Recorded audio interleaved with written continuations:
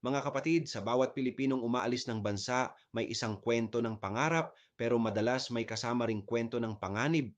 Sa halip na proteksyon, ang OFWs ay kadalasang nakakatanggap ng mabagal na tulong, mahirap na pag-access sa hustisya, at gobyernong mas abala sa pagpapadala ng hero narrative kaysa sa aktwal na pagprotekta sa kanilang karapatan. Kung kailan sila nangangailangan, saka lumalabas ang katotohanang hindi sila prioridad.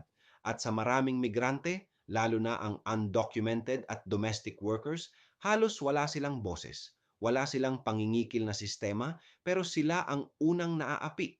Hindi ba't malinaw dito na ang Estado ay komportable sa kanilang remittance, pero hindi ganoon kakomportable sa kanilang karapatan?